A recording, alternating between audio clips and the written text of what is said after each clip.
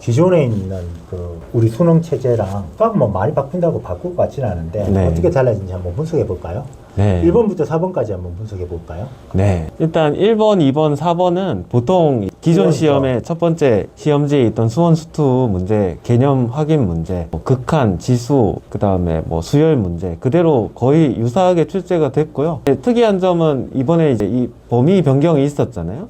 그래서 수원은 대수로 개명이 됐고, 그 다음에 수투는 미적분 원으로 이름이 바뀌었고요. 그 다음에 확률과 통계가 선택 과목 대신에 들어오게 되었는데 3번이 이제 확률과 통계 과목의 대표적인 가장 기본적인 문제라고 보시면 될 것 같아요. 그래서 이 문제는 확률과 통계 과목의 기초 문제이기도 하지만 또 어떻게 보면은 중2 확통을 저희가 중2, 고1 이렇게 두 번 배우게 돼요. 확률과 네. 통계 내용을. 그래서 그쪽에서도 언제 배우든 간에 항상 이 문제는 다루게 되는 그런 정도의 문제가 이제 3번에 배치가 되어 있습니다. 그래서 첫 바닥은 그냥 무난한데 이제 3번이 확통 내용이 추가되었다 이렇게 보시면 될 것 같아요. 네, 이제 그 5번부터 7번까지도 네. 큰 변화는 안 보이는데. 네, 맞습니다. 예, 예. 5번하고 7번은 또 수투랑 수원의 기존 문제들 유형이 거의 그대로 출제되었고요. 6번이 이제 또 확통 문제가 이제 추가가 되었는데 이거는 뒷부분에 나오는 통계 내용이에요. 그래서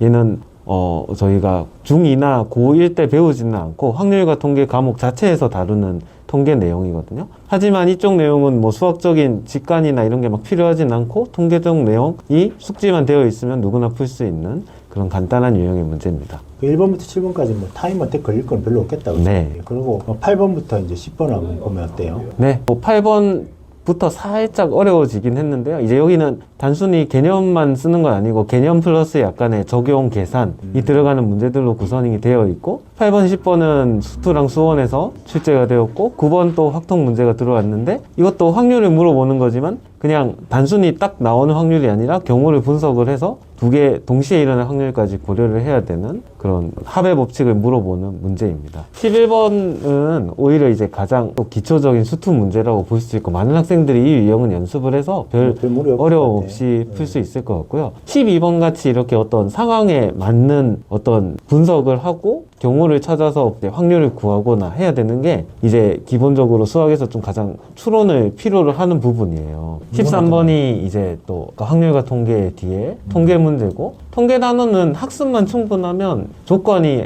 특이하게 주어져 있어도 해석만 제대로 하면은 웬만큼 학생들이 풀어낼 수 있기 때문에 쟤는 아마 실질적 난이도는 높지 않을 걸로 판단이 됩니다. 12번보다 오히려 이게 더 앞에 가 있었어야 제 생각엔 적당했을 것 같아요. 그 다음에 14번은 저희가 작년에 강조했었던 그 수열의 추정 문제 관련해서 여전히 평가원에서 높은 이 문제에 어떤 가중치를 두고 있고 이 문제가 이제 문제를 풀 때 단순히 수열 개념뿐만 아니라 논리력이나 사고력, 문제 해결력을 요구하는 단계들이 좀 있어서 자체적으로 높게 평가하고 있는 게 좀 확실해 보여요. 15번은 수투의 좀 기본적인 미분의 활용, 움직이는 물체의 운동 문제로서 이제 그냥 얘는 이론만 알면은 계산은 쉽게 할 수 있고요. 근데 이제 얘가 난이도 대비 계속 출제 빈도가 높거든요. 근데 이런 것은 제 생각에는 어떤 실생활에서의 수학의 응용, 식을 활용한 어떤 상황의 분석 이런 것들이 이 수학 체계가 평가하려고 하는 요소랑 잘 맞기 때문에 이 유형이 계속 나온다고 생각을 하고 있습니다. 16번도 작년에 저희가 육모나 이럴 때 이제 삼각함수의 그래프를 이제 분석하는 능력과 동시에 이제 저렇게 자유도를 줘가지고 경우를 따져서 조건을 만족하는 걸 찾는 확통적인 사고까지 같이 섞여 있는 문제라고 보시면 되거든요. 그래서 이것도 아까 그 14번 수열 문제랑 마찬가지로 14번하고 16번은 수원 문제 중에 좀 종합적인 사고력을 강조하는 문제다 이렇게 보면 좋을 것 같아요. 17번 문제도 저 영역의 차이를, 넓이의 차이를 구하는 문제인데 저런 문제들은 기존에 많이 출제가 됐었어요. 각각을 그냥 계산하는 게 아니라 중간 부분을 끼워 넣어서 어떤 아이디어를 활용해가지고 계산하기 쉬운 두 개의 차이로 넓이를 구해내는 그런 문제로서 이런 문제는 이제 좀 흔히 출제되었던 유형이고 타임 어택에 가깝다고 볼 수 있는 게 지금 일단 보기를 보시면 그러네요. 분수가 적당한 계산을 요구한다는 걸 아실 수 있죠. 옛날 문제죠. 이게. 네, 약간 예. 그런 스타일의 문제인데 제 생각에 이 문제를 여기서 이제 좀 도입을 하게 된 거는 계산 능력 평가랑 동시에 지금까지 보면 별로 그래프가 나오는 문제가 없었을 거예요. 그렇죠. 그죠? 수투 적분 쪽에서 이 그래프를 활용한 문제가 거의 없었기 때문에 그런 거의 대표 문항으로 이것이 선정된 것이 아닌가 하는 생각이 들고요. 그 다음에 이제 18번도 이제 전형적인 극한이랑 함수 분석 문제인데 이런 문제도 최근에 좀 예전보다 출제 빈도가 높은 것이 분석력, 종합적 문제 해결력을 이 문제들이 평가하기에 좋기 때문이에요. 19번, 20번도 거의 기존 중킬러 문제 혹은 조금 더 어려우면 이제 킬러 문항의 범죄까지 들어갈 수 있는 전형적인 수건수 문제로서 기존 수능 대비 툴로도 이제 요 정도 문제는 크게 바뀐 것은 아니다. 이렇게 일단 말씀을 드리고 싶어요. 그리고 21번이 어려워 보이는데요. 네, 21번이 이제 확통이죠. 확통 문제가 이 객관식의 맨 마지막에 배치되었다는 것은 상당히 상징적인 의미가 있는 거고요. 그리고 이런 거는 제가 일단 얼핏 문제를 봤을 때는 고등학교 2학년 모의고사 같은데 그리고 고등학교 1학년 내신 기말시험 같은데 고1 경우의 수 문제로 출제되는 문제들하고 거의 유사하거든요. 그 중에서 상당히 난이도가 높은 좀 경우를 더 복잡하게 나누고 정확히 계산해내야 되는 그런 문제로 이제 판단이 됩니다. 그 다음에요.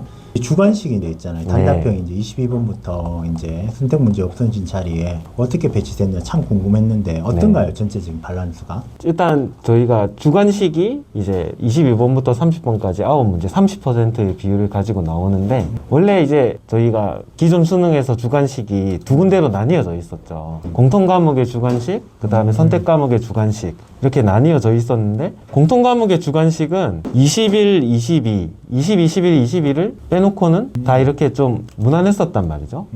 수원 수투의 기본 개념을 확인하는 그런 주관식 문제들. 하지만 실수를 할 여지는 충분히 있는. 근데 지금 거의 구조가 비슷해요. 22, 23 기존 수능의 그 앞쪽 단답형 주관식하고 거의 비슷하고요. 너무 쉬운 것 같은데. 네. 그 다음에 24, 25도 마찬가지예요. 그래서 22번부터 25번까지는 거의 기존 수능의 16번에서 19번까지를 거의 그대로 보는 듯한 지금 느낌이 들거든요. 그래서 여기는 거의 비슷하다고 보시면 될 것 같고요. 그렇군요. 확통 단원에서도 이런 스타일로 한 문제를 내서 26번에 붙인 것 같아요. 아, 그렇구나. 그래서 26번까지가 기존 단답형 주관식 앞쪽에 있던 문제 역할을 하는 거다. 이렇게 생각을 여기까지 뭐 어려운 게 없겠다고. 네, 하시면 될 것 같고요. 27번이 어려워 보이는데. 이 27번이 오랜만에 제가 공부하던 시절에 있던 빈칸 채우기 문제인데요. 이게 이렇게 다시 등장을 했다는 거는 제 생각에는 사실 이런 문제는 한때 정답률이 너무 높아서 안 냈거든요. 왜냐하면은